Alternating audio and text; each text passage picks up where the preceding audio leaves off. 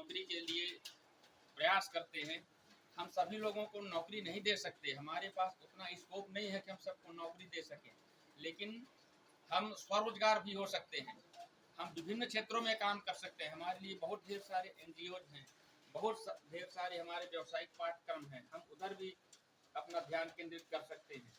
हम लॉ की तरफ भी जा सकते हैं, पत्रकारिता की तरफ भी जा सकते हैं, जहाँ की हमारे क्षेत्र के लोग बहुत कम ध्यान देते हैं, पत्रकारिता की ओर बहुत कम ध्यान देते हैं।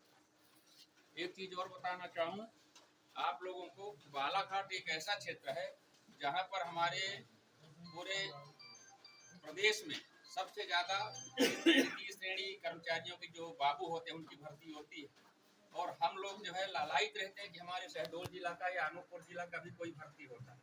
इसका कारण क्या है? इसका कारण सिर्फ एक है कि हमारे यहाँ पर वो फैसिलिटी नहीं है। वो उनका जो जिला है नागपुर से लगा हुआ है, नागपुर से लगा होने के कारण वहाँ पर टाइपिंग की व्यवस्था, कंप्यूटर की व्यवस्था बहुत है, और वो लोग एक लक्ष्य निर्धारित करते हैं, टाइपिंग सीखते हैं, टाइपिंग सीख के तैयारी करते हैं, जो अपन CPCT बोलते हैं जी सर, उसको तैयारी करते हैं। और थोड़ा तैयारी करके, तो अभी हमारे यहाँ पर आपको मैं जानकारी के लिए बता दूं, 1100 के लगभग पोस्ट निकले हैं हाई कोर्ट जबलपुर में। इसी तरह से 2 साल 3 साल में पोस्ट निकलते हैं, लेकिन आप जब सिलेक्शन होगा वो लिस्ट उठा के देखिएगा तो शहडोल का इक्का दुक्का आदमी मिल जाए तो बहुत भाग्य की बात। सबसे ज्यादा कहाँ से मिलते हैं? बालाघाट, सिवनी, छिंदवाड़ा, मंडला, डिंडोरी, और हमारा जो ये शहडोल हो गया, अनूपपुर हो गया, उमरिया हो गया, तो 0 रोटेशन नाका। तो हम ऐसा उसको सुधार सकते हैं।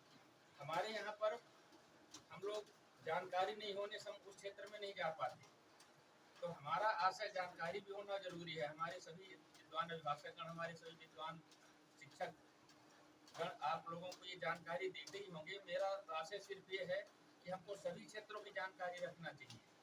हमारे यहाँ पर जैसे जो वैकेंसियाँ आती हैं, तो जयसिंह नगर में उसकी ज़्यादा व्यवस्था नहीं होने के कारण हमारे इस क्षेत्र के बच्चों को, हमारे क्षेत्र के नवयुवक साथियों को जानकारी नहीं हो पाता। अगर जो यहाँ पर कोई ऐसी एक संस्था विकसित किया जाए जहाँ पर सभी एडवर्टाइजमेंट हो, सब लोगों को जानकारी हो कि हमारे प्रदेश में किस विभाग में कितना विज्ञापन निकला है, कितने वैकेंसी निकली हुई है, तो मैं समझता हूँ कि हमारे क्षेत्र के युवा साथियों को भी अपना सहभागिता निभाने के लिए अवसर मिलता। अब चूंकि हम कह सकते हैं, हम कर नहीं सकते, हम आग्रह कर सकते हैं अपने व्यवसायियों से, दुकानदारों से कि अपन इस क्षेत्र में भी कुछ करें। देखिए, हम इस देश के निवासी हैं और प्रत्येक व्यक्ति का कुछ न कुछ इस देश के लिए दायित्व है।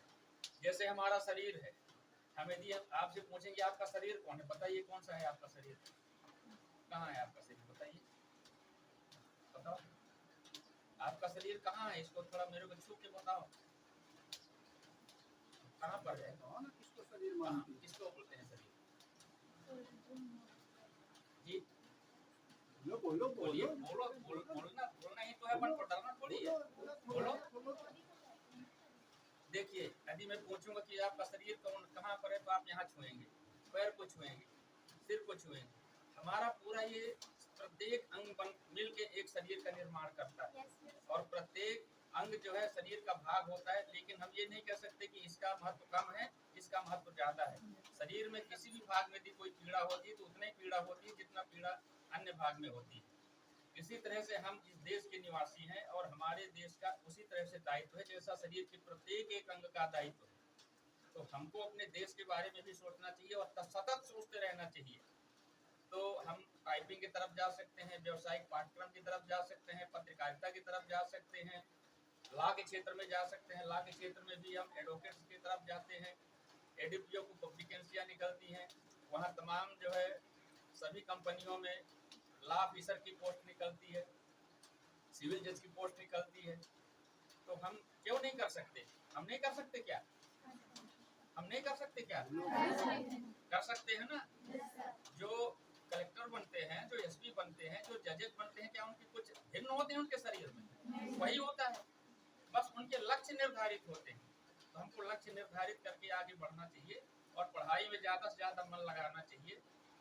बाकी चीज़ में यदि हम मन लगाते हैं तो हम पढ़ाई से भटक जाते हैं, और पढ़ाई में जब हम मन लगाते हैं तो बाकी चीज़ से भटक जाते हैं। हम दूसरा रास्ता तो नहीं अपना सकते। तो मैं विश्वास करता हूँ कि हमारी जितने भी छात्राएं हैं जब कॉलेज में जाएंगे अपने अपने क्षेत्र को चुनेंगी और अपने मुकाम को हासिल करेंगे। कभी डरना नहीं, कभी रुकना नहीं, कभी थकना नहीं और अपने लक्ष्य के उद्देश्य को प्राप्त करके रहना। बहुत बहुत धन्यवाद।